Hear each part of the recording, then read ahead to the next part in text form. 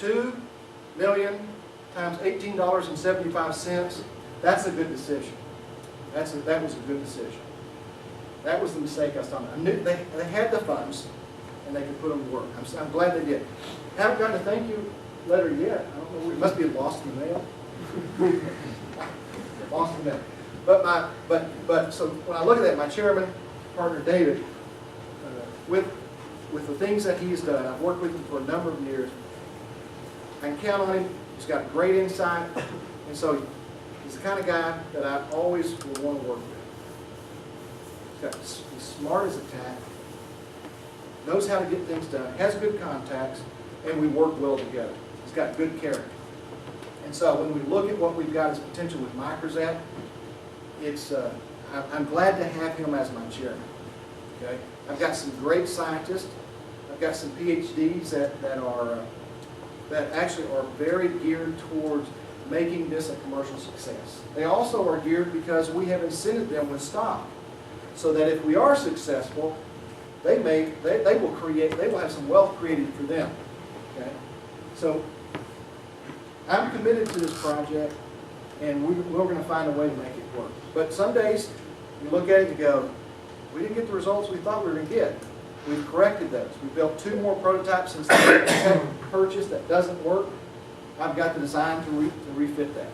I've already done it. All I have to do is put some metal work together, and we'll fix that. But had we, I mean, at one point it looks like we were at the edge of the cliff looking over, and we weren't sure if we were going to fall over or not. I mean, that's kind of, if you look at it and you go, wait a minute, we've got a $150,000 piece of equipment that's not working. That's not really a fun situation to get in. And you go, but wait a minute, we got this little one over here, and we're getting results, so we know they're there. Why aren't we getting them? So I pulled in a pulse power expert, and between the two of us, we figure out what it is, and now we've got it fixed. We rebuilt a second prototype, filed machine. You know where we built it? This is so cliche, but it's true. We built the first prototype after the tech prototype in my garage. That's so cool to say. I built something in my garage. We quickly moved it into a BSL-2 lab, ran testing. Anybody know what MRSA is? Anybody know what staph infections are? They're not good. Okay? Worse than that is the methicillin-resistant staph. Okay, that's the kind that you got to treat with some high-powered drugs. That's the kind that can really take you down and kill you if you're not careful. Okay? It's horrible. It's very expensive. The hospital gets a case of that. It takes an additional $60,000 in treatment. Okay? It's serious. It gets spread. It's in health clubs, locker rooms. Basketball teams get it. Football players get it. People that work out in health clubs get it. Nursing homes. I mean, it's just too widespread. Cases are coming along and tripling, and it's just amazing how exponentially fast it's growing. So my partner and I were like, if we can treat food, why couldn't we treat linens? Why couldn't we treat scrubs, sheets, all the stuff that patients come in contact that now someone else comes in contact and spreads it? And so we tested. And the results of that have been amazing. We're getting almost a 6-log reduction in MRSA. It's about 5.5, but a 6-log reduction is, wait, where's this? It's 99.9999%. That's what 6 logs. 1 in a million. So that means you got a million in there, you're killing all but one. It's hard. You can't ever, scientifically, you can't show that you totally eradicated it. Okay, but you get real close. That's sterilization. From the FDA, they define sterilization of medical devices as a 6-log reduction. Okay.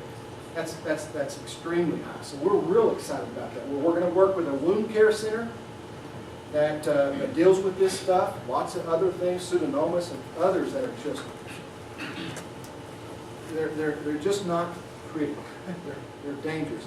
And so we're going to put a machine in their location so they can treat all of their scrubs, linens, and everything else. That's what we're doing. So when I look at that, I get excited about what we do. You know, I'm excited that I believe we can make and create wealth for our shareholders. But I look at some of the stuff we're doing. That's, you know, I can tell my kids that, that's pretty neat. You know, we can make a difference. We make money and make a difference. That's really nice. I like that. It's just going to take some work. We're looking for the right partner strategic partner. Hopefully we'll find that partner soon. But we're looking for that. Just takes time. It's kind of like, I was talking to one of my investors. He said, oh, it's real easy. It always takes longer and more money than you thought. And he said, he goes, and here's how I do my project. He uses these things. I always use these. He likes these. Because here's how it works in my project plan. Groundhog Day or Columbus Day. That's the only time anything ever happens. It's one of those two times. It never happens between them. He goes, looked at me and goes, that's kind of strange. He goes, what I'm saying is, there's only about 2 times a year something's going to happen. It just doesn't happen. It just takes longer than you thought. And if you miss one of your deadlines, it's quite a ways before you get back to it. Kind of interesting. And he's former chairman of a New York Stock Exchange company and CEO, so he's got some experience. Real good gentleman. How are we doing? We have time for a few questions. Okay. You can. Here's the thing. You ever hear this term? There's no such thing as a dumb question. That's a bunch of crap. There's a lot of dumb questions. Okay. Worse than that, I don't mind those. Worse than that are the dumb answers. Right? That's the worst. So you can ask me anything. I might not answer if it's personal, but you can ask. I'll try to. Just kidding.